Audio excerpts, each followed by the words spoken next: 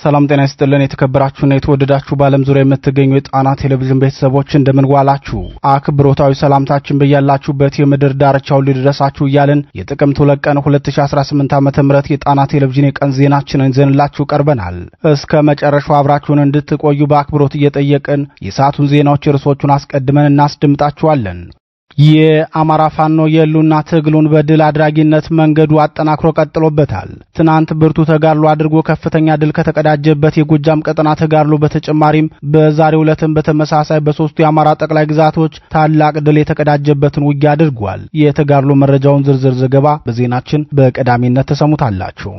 የብልጽግናው ሰራዊት የሚያደርገው ሁሉ ጠፍቶታል። ሰራዊቱን እንደ በዓል ሰሞን በግ ከቦታ ቦታ ሲያንከራትት ይውላል። ዛሬም በሸዋ ጠቅላይ ግዛት ግሸ ራቤል ላይ አንድ ጥይት ሳይጮህበት ሰራዊቱን ጭኖ ወጥቷል። በዚህ ጉዳይ የተሰናዳውን ዝርዝር ዘገባ ዜናችን ይዞላችሁ ቀርቧል።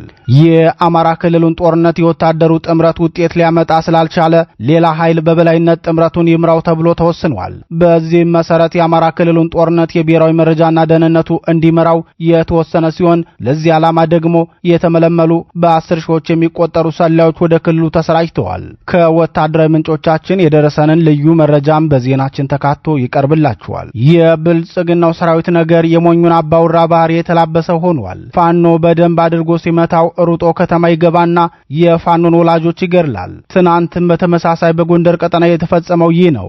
ዜናችን የሚያስደምጣችሁ መረጃ ነው። ሰዓቱን ጠብቆ ይቀርብላችኋል። እነዚህንና ሌሎች የተመረጡ መረጃዎችን አሰባስበን ያሰናዳነው የሰዓቱ ዜናችን ከዚህ ሰዓት ጀምሮ ወደ እናንተ መቅረብ ይጀምራል። በድጋሚ እስከ መጨረሻው አብራችሁን ቆዩ እያልን በቀጥታ ወደ ዝርዝር ዘገባው እናልፋለን። ፋኖ በሶስት ጠቅላይ ግዛቶች ድል ተቀዳጀ።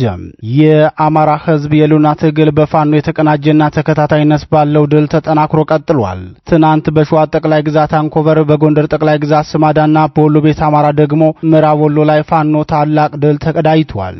የአማራ ፋኖ ብሔራዊ ኃይል አጼ ምኒልክ ሕዝብ በምዕራብ ወሎ ባደረገው ብርቱ ተጋድሎ የዴንሳ ከተማን ሲቆጣጠር፣ የአማራ ፋኖ ሕዝባዊ ድርጅት ሸዋ ጠቅላይ ግዛት ሕዝብ በበኩሉ በአጼ ምኒልክ የትውልድ ቀጠና አንኮበር አውራጃ ታላቅ ድል የተቀዳጀበትን የከተማ ኦፕሬሽን ፈጽሟል። የጎንደር ጠቅላይ ግዛት ሕዝብ በተመሳሳይ ስማዳ አውራጃ ላይ በጄኔራል ኃይሌ ዘውባንተ ክፍለ ጦር ዋና አዛዥ አርበኛ አበበ መልኬ እየተመራ ታላቅ ድል ተቀዳጅቷል። የአማራ ፋኖ ሕዝባዊ ድርጅት ሸዋ ጠቅላይ ግዛት ሕዝብ መሐመድ ቢሆነኝ ኮር አባል የሆነው ጣይቱ ክፍለ ጦር በተጉለት አውራጃ አንኮበር ከተማ በብልጽግናው ጥምር ጦር አባላት ላይ ከባድ ኪሳራ ማድረስ ችሏል። የኮሩ ሚዲያና ኮሙኒኬሽን ክፍል በጠላት ላይ የደረሰ ሰዋዊ ጉዳት ከ4 በላይ የአድማ ብተና ኃይል እስከ ወዲያኛው የተሸኘ ሲሆን ከ6 በላይ ደግሞ ቆስለኛ ተደርገዋል። በተለይም የአድማ ብተናና ሚልሻ አባላቱ ከባድ ኪሳራ እንደደረሰባቸው ታውቋል። ይህ በእንዲህ እንዳለ የአማራ ፋኖ ብሔራዊ ኃይል አጼ ምኒልክ ዕዝ ትናንት አመሻሽ ምዕራብ ወሎ ወረዳዎች አንዷ በሆነችው ዴንሳ ከተማን ተቆጣጥሯል። ፋኖ ከተማዋ ድረስ ዘልቆ በመግባት በብልጽግናው ሰራዊት ላይ ባደረሰበት ጉዳት ከፍተኛ ሰዋዊና ቁሳዊ ኪሳራ አድርሶበታል ተብሏል። ትናንት ከቀትር በኋላ በተደረገው የተኩስ ልውውጥ ከፍተኛ ኪሳራ ያስተናገደው የብልጽግናው ሰራዊት ከተማዋን ለቆ እንደወጣ የመረጃ ምንጮች ጨምረው ገልጸዋል። መስከረም 14 2018 ዓ.ም የተጀመረው ዘመቻ ደማሊ አባናዳው ትናንት መጠናቀቁን ያስታወቀው አፋባ አጼ ምኒልክ ዕዝ ዘመቻው መጠናቀቁን በገለጸ በሰዓታት ልዩነት ከተማዋን ነጻ ማውጣት ችሏል። በብልጽግናው ሰራዊት ላይ የደረሰውን ጉዳት በአሃዝ ሲያስረዳም ከ12 በላይ ሙትና 7 ቁስለኞች መኖራቸውን ገልጿል። አፋባ አጼ ምኒልክ ዕዝ የዘመቻውን መጠናቀቅ አስመልክቶ በሰጠው መግለጫ በበርካታ ወታደራዊና ፖለቲካዊ እንዲሁም ዲፕሎማሲያዊ ድሎች ታጅቦ ከ17 ቀን በኋላ ተቋጭቷል ብሏል። በዘመቻ ደማሊ ከፍተኛ መነቃቃት ውስጥ የገባው ፋኖ በጠላት ላይ ከፍተኛ ኪሳራ እያደረሰ መቀጠሉን የገለጹት ደግሞ የጣና ቴሌቪዥን ወታደራዊ ተንታኞች ናቸው። የአማራ ፋኖ ከዚህ በፊትም ያውደ ውጊያ የበላይነት የተቀዳጀባቸውን ዘመቻዎች በማወጅ በጠላት ላይ ኪሳራ ማድረስ ቢችልም የድል ግስጋሴው በወረዳ ከተሞች ተገድቧል ሲሉ አስተያየታቸውን የሚሰጡት ወታደራዊ ተንታኞች ለዚህ ደግሞ የፋኖ መሪዎች አንድ አለመሆን ፍላጎት የሉና ታጋዩን በአንድ ካምፕ ተጠርንፎ በወኔ እንዳይዋጋ አድርጎታል ብለዋል። ተንታኞች አክለውም በዚህ ሰዓት ከተማ መያዝ ሆነ መልቀቅ የፋኖን አሸናፊነት ሊያረጋግጥ አይችልም። ይልቁንስ ሁሉም ወደ አንድነት መጥተው በጋራ መምከራቸውን የብልጽግናው መንግስት ቢሰማ ከሞትና ከመክዳት የተረፈውን ወታደር ከነትጥቁ አስረክቦ አይወጣም ሲሉ ተናግረዋል። ባለፈው ዓመት በዚህ ወቅት አገዛዙ በፋኖ በደረሰበት ከፍተኛ ኪሳራ በርካታ የወረዳ ከተሞችን ለቆ በመውጣቱ በፋኖ ቁጥጥር ስር መግባታቸውን ያስታወሱት ወታደራዊ ተንታኞች ከወራት በኋላ የብልጽግናው ሰራዊት ኃይሉን አደራጅቶ ሲመለስና ከብዙ ተጋድሎ በኋላ ፋኖ ከተሞቹን ለቆ በወጣበት ወቅት በህብረተሰቡ ላይ ያደረሰውን የስነ ልቦና ጫና ቀላል እንዳልነበር ያስታውሳሉ። በመሆኑም የአማራ ፋኖ ከዚህ በኋላም ቢሆን በጊዜያዊ ድል ሳይኩራራ ዘላቂ የሆነ አሸናፊነትን ይጎናጸፍ ዘንድ የአንድነት መንገድ መምረጡ ለነገ የማይባል ተግባር መሆኑን አሳስበዋል። በሌላ ዜና በአርበኛ አበበ መልክ የሚመራው የአማራ ፋኖ ህዝባዊ ድርጅት ጎንደር ጠቅላይ ግዛት እዝ 206ኛ ከፍ ያለው ደሴ ኮር ጄኔራል ኃይሌ ዘውባንተ ክፍለ ጦር ትናንት የጀመረውን ተጋድሎ እስከ ዛሬ እኩለ ቀን ድረስ በማድረግ ታላቅ ድል ተቀዳጅቷል። የ206ኛ ከፍ ያለው ደሴ ኮር ቃል አቀባይ አርበኛ ጋሻው ግዛቴ አውደ ውጊያ ውሎውን በተመለከተ ተከታዩን ማብራሪያ ሰጥቷል። ጋዜጠኛ አማራ ሰሞኑን በደረሰበት አስደንጋጭ ምት የተበሳጨው የጠላት ኃይል ዛሬም ያልሞት ባይ ተጋዳይ ህልሙን ሞክሮታል ማለት ነው። በብርጋዴር ጀነራል ተሾመ ይመር የተመራው ኃይል በቀን 30/01/2018 ዓ.ም አፋር ጎንደር ጠቅላይ ግዛት እዝ 206ኛ ኮር ጀነራል ኃይሌ ዘውባንተ ክፍለ ጦር ላይ ጥቃት ለማድረስ ተንቀሳቅሶ ነበር ማለት ነው። በዚህ እንቅስቃሴው ላይ ይህ ያገዛዙ ዙፋን አስጠባቂ ሰራዊት በአናብስቶቹ በደረሰበት የመልሶ ማጥቃት እርምጃ 18 አባላቱን የአካባቢውን ማህበረሰብ አስገድዶ ቀብራቸው በሌሊት እንዲፈጸም አድርጓል። በተጨማሪ ከ25 በላይ ቀላልና ከባድ ቁስለኞችን ተሸክሞ ለመውጣት ተገዶ ነበር ማለት ነው። በዚህ ውጊያ 10 የነፍስ ወከፍ ክላሽና በርካታ ተተኳሾችን ተማርኮ ተመልሷል ማለት ነው። በዚህ ውጊያ እንግዲህ የተበሳጨው ይህ የጠላት ኃይል ተጨማሪ ተተኳሽና ሬሽን በመያዝ ዛሬ ሌሊት ማለት ነው በሌሊቱ 9 ሰዓት ላይ አፈና ለማድረግ ሞክሮ ነበር ማለት ነው። ይህም በየኳሳ ቀጠና ማለት ነው ሰሞኑን ውጊያ በተደረገበት የአርቢት ቀጠና ጎሽ ሜዳ ጃምባና የኳሳ ሚካኤል የሚባሉ አካባቢዎች ላይ ነበር አሰማርቶ የነበረው። ነገር ግን እነዚህ አናብስቶቹ የጀነራል ኃይሌ ዘውባንተ ክፍለ ጦር አባላት በዋና አዛዣቸው አበበ መልኬ እየተመሩ ለማፈን የሞከረውን ኃይል ወደ አስፈላጊ ወታደራዊ ገዢ ቦታ ስቦ በማስገባት የማጥቃት እርምጃ እየወሰዱበት ይገኛሉ። ጋዜጠኛ አማረ የነዚህን የአውደ ውጊያ ውሎና ዝርዝር በጠላት ላይ የደረሰውን ኪሳራ መልሰን የምናቀርብ ይሆናል። የብልጽግና ሰራዊት ከከተሞች መውጣት ጀመረም። የአማራ ፋኖ የተቀናጀና በድል የታጀበ ትግል ለብልጽግናው ሰራዊት ከባድ ፈተና ስለሆነበት ከተለያዩ ቀጠናዎች መውጣቱን ቀጥሎበታል። ዛሬም በሸዋ ጠቅላይ ግዛት ግሸር አቤል የነበረው ሰራዊት ያለ ውጊያ ከካምፑ ለቆ ወጥቷል። የጣና ቴሌቪዥን ወታደራዊ ምንጮች ብልጽግናው ሰራዊት በሂደት ከአማራ ክልል ለመውጣት እያሰበ ሳይሆን አይቀርም ብለዋል። ለዚህ ደግሞ የሚቀርቡ ምክንያቶች ሁለት ሲሆኑ በዋናነትም የአማራ ፋኖ የተቀናጀ ምትና ብርቱ ተጋድሎ ለሰራዊቱ ከባድ ፈተና ስለሆነበት ነው ይላሉ።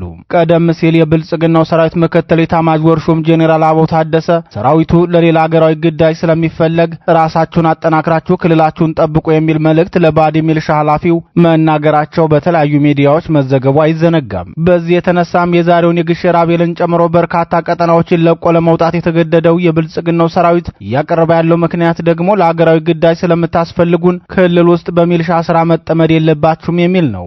የብልጽግናው ሰራዊት ከአማራ ክልል መቆየትም ሆነ መውጣት ተመሳሳይ እንደሆነ በመረዳቱ ሰፊ ቁጥር ያለው ሰራዊቱን ለማስወጣት አስቧል ቢባልም በሌላ በኩል ደግሞ ሰራዊቱን እያስወጣ ያለው የውጊያ ቀጠና በሌለባቸው የአማራ ቀበሌዎችና ወረዳዎች እንጂ አፍላ ውጊያ ባለባቸው አካባቢዎች ጦሩን የበለጠ እያደራጀ ነው ሲሉ ይናገራሉ። ይህን መረጃ የሚያደርሱት የጣና ቴሌቪዥን ምንጮች ዛሬ ከግሸር አቤል የወጣው የብልጽግና ሰራዊት ከባድ ውጊያ ወዳለበት የመራቤቴ አውራጃ እንደተንቀሳቀሰና ለቆት የወጣውን ቀጠና ደግሞ የባዲ ሚልሻና የወረዳው ፖሊስ እንዲጠብቅ ጥብቅ መመሪያ መስጠቱን ይናገራሉ። ከዚህ በፊትም በተመሳሳይ በስቲ አውራጃ ሰፍሮ የነበረው የብልጽግና ሰራዊት ቀጠናውን ለሚልሻና ለወረዳው ፖሊስ ሰጥቶ ወደ ጋይንትና ስማዳ አውራጃ ኃይሉን ማንቀሳቀሱ ይታወሳል። ከስቲ የደራ ሐሙሴትና ፎገር አውራጃዎች የተንቀሳቀሰው የብልጽግና ሰራዊት ሰሞኑን በጉና በጌምድር መና መቀጧ እብናት ጋይንትና ስማዳ በሚገኙ የፋኖ ሰራዊት ላይ ውጊያ መክፈቱ ይታወቃል። በእነዚህ ቀጠናዎች በተለይም በስማዳ አውራጃ የብልጽግናው ሰራዊት ከፋኖ ጋር በከፈተው ውጊያ ከባድ ኪሳራ ደርሶበት ጦሩን ማስጨረሱን በትናንት ምሽት ዜናችን ማቅረባችን ይታወሳል።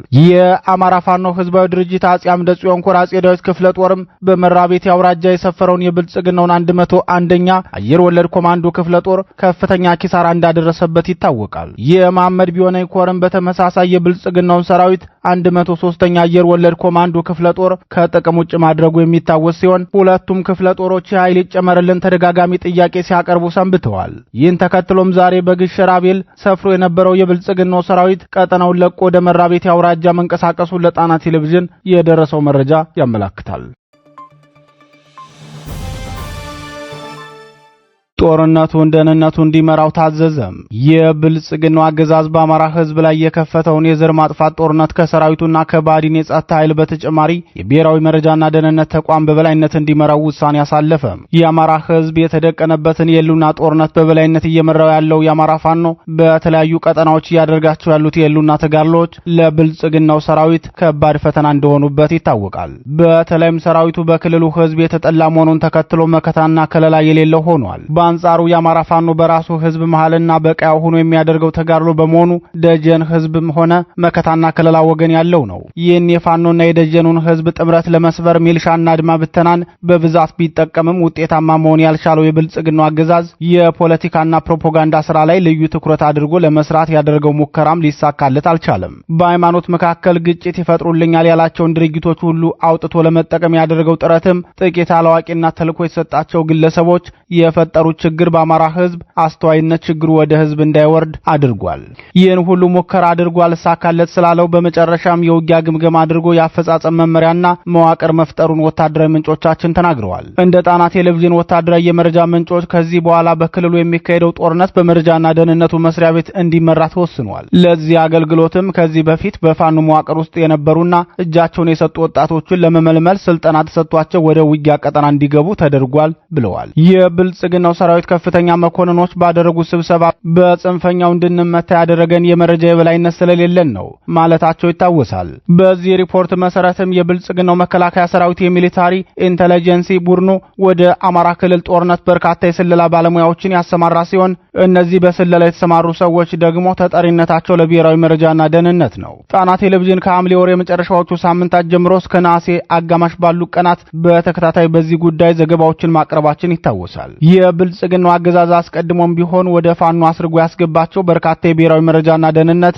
ባልደረቦች ነበሩ። እነዚህ ግለሰቦች በፋኖ ስም ተሰማርተው በርካታ መረጃዎችን ካገኙ በኋላ በምረት ስም እጅ በመስጠት የፋኖ መሪዎችን እንቅስቃሴና እያንዳንዱን የፋኖ መረጃዎች ለአገዛዙ ማድረሳቸው ይታወቃል። በዚህ ስሌት መሰረትም የመስከረም ወር ውጊያዎችን ይኸው የብሔራዊ መረጃና ደህንነት ቡድን ውጊያዎችን እየመራ ማካሄዱን የአማራ ክልል ፖሊስ ኮሚሽን በሪፖርቱ አስታውቋል። አሁንም ሰፊ ቀጠናን የሸፈነ የስለላ ቡድኑ ባልደረቦች ስምሪት መስጠቱን የጣና ቴሌቪዥን ወታደራዊ ምንጮች የገለጹ ሲሆን የፋኖ መሪዎችም ሆኑ አጠቃላይ የፋኖ እንቅስቃሴዎች በተጠና መልኩ እንዲከናወኑ የጥንቃቄ መልእክታቸውን አድርሰዋል።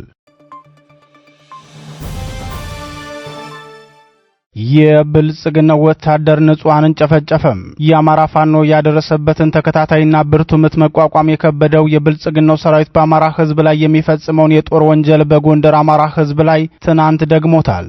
የአገዛዙ ሰራዊት በደቡባዊ ጎንደር ዞን ክምር ድንጋይ ከተማ 4 ወጣቶችን በህዝብ ፊት በግፍ መግደሉን ምንጮቻችን ገልጸዋል። ከደቡብ ጎንደር ዞን ዋና ከተማ ደብረ ታቦር 30 ኪሎ ሜትር ርቀት ላይ በምትገኘው የጉና በጌምድር ወረዳ ዋና ከተማ ክምር ድንጋይ መናሪያ አካባቢ ነዋሪ የሆኑ ንጹሃን ወጣቶችን ከኛ ጎን አልቆማችሁም፣ መረጃ አሳልፋችሁ ትሰጣላችሁ፣ የሰራዊት አባሎቻችን ላይ ጥቃት እንዲፈጸም አመቻችታችኋል በሚለው የተለመደ ፍረጃው 4 ወጣቶችን በግፍ ጨፍጭፈዋቸዋል ሲሉ የዓይን እማኞች ተናግረዋል። የብልጽግናው ሰራዊት ጭፍጨፋውን የፈጸመው ትናንት ከቀትር በኋላ 9 ሰዓት አካባቢ ሲሆን ይህን አስነዋሪ ተግባር የፈጸሙት የሥርዓቱ የጥምር ጦር ስብስብ የትናንቱ ድርጊታቸው የመጀመሪያ አለመሆኑንና ከዚህ በፊትም በተመሳሳይ በዚህችው ክምር ድንጋይ ከተማ በተደጋጋሚ ጊዜ በንጹሃን ላይ ሲፈጸም መቆየቱን አስታውሰዋል። ከወራት በፊትም በተመሳሳይ በዚሁ ክምር ድንጋይ ከተማ 5 ንጹሃን በግፍ መግደሉ የሚታወስ ነው። ምንጮቻችን አክለውን በጦር ሜዳና በፖለቲካው መስክ የከሸፈው ይህ አገዛዝ የፈጸመውን የጦር ወንጀል የአካባቢው ማህበረሰብ ማውገዙን ገልጸው ድርጊቱ ከሰብአዊነት ያፈነገጠ ጭፍጨፋ ነው ሲሉ ተናግረዋል። በቀጠናው የሚንቀሳቀሰው አፋድ ጎንደር ጠቅላይ ግዛት እዝ 206ኛ ከፍ ያለው ደሴ ኮር በጉዳዩ ዙሪያ በሰጠው አስተያየት ህዝባችን የሥርዓቱን ስሪትና አማራን የማጥፋት ጦርነት ውስጥ መግባቱን ተረድቶ ተፈጥሯዊ የመከላከል መብቱን እንዲያስከብርና ትግሉን በተለመደው መልኩ እንዲደግፍ ጥሪ እናስተላልፋለን ብሏል። ተደጋጋሚ የፋኖ ምት የበረታበት የብልጽግናው ሰራዊት የአማራን ህዝብ የጦር ወንጀል ሲፈጽምበት መቆየቱ የሚታወቅ ሲሆን የፈጸማቸው የጦር ወንጀሎችም በሰነድ ተዘጋጅተው ለዓለም አቀፉ ፍርድ ቤት መቅረብ የሚገባቸው መሆናቸውን የህግ ምሁራን ይናገራሉ። የፖለቲካል ህግ ተንታኞች ሐሳባቸውን ሲቀጥሉም በእርስ በርስ ጦርነት ውስጥ የወታደራዊ የበላይነት የተወሰደበት ኃይል የጦር ወንጀል መፈጸሙ የተለመደ ነው። አሜሪካ ቪየትናም ላይ፣ ህወሓት አማራው ላይ፣ የሱዳን መንግስት በዳርፉር ህዝብ ላይ፣ የኮንጎ አማጽያንን በተቆጣጠሯቸው ቀጠናዎች ሁሉ ተመሳሳዩን የጦር ወንጀል ፈጽመዋል። በአማራ ክልል እየተካሄደ ያለውን ጦርነት ስንመለከትም በወታደራዊ የኃይል ሚዛኑ ወደ ፋኖ የሚያደላ ይመስላል። የመንግስት ሰራዊት በወታደራዊ የበላይነቱ ከተወሰደበት በንጹሃን ላይ ተከታታይ ግድያዎችን በመፈጸም በዓለም አቀፍ የጦር ፍርድ ቤት የሚያስከስሰውን ወንጀል ሊፈጽም እንደሚችል ይጠበቃል። እስካሁን ባደረግነው ጥናት ያገኘናቸው መረጃዎች የሚያሳዩት የኢትዮጵያ መንግስት የጦር ወንጀል ሳይፈጽም እንዳልቀረ የሚያመላክቱ ናቸው ብለዋል። የብልጽግናው አገዛዝ በአማራ ህዝብ ላይ ተከታታይነት ያለው የጦር ወንጀል በመፈጸም ጤና ተቋማትን አውድሟል። ትምህርት ቤቶችን በድሮን አውድሟል። መድኃኒት፣ ሸቀጣሸቀጥና የግብርና ግብዓቶች ወደ ክልሉ እንዳይገቡ በማድረግ በህዝብ ላይ የጦር ወንጀል ፈጽሟል። የተወደዳችሁና የተከበራችሁ የጣና ቴሌቪዥን አድማጭ ተመልካቾቻችን የጥቅምት 2 ቀን 2018 ዓ.ም የቀን ዜናችን የተከታተላችሁትን ይመስል ነበር። በምሽቱ የዜና ወጃችን እስከምንገናኝ በዚሁ ተሰናበትን። ጤና ይስጥልን።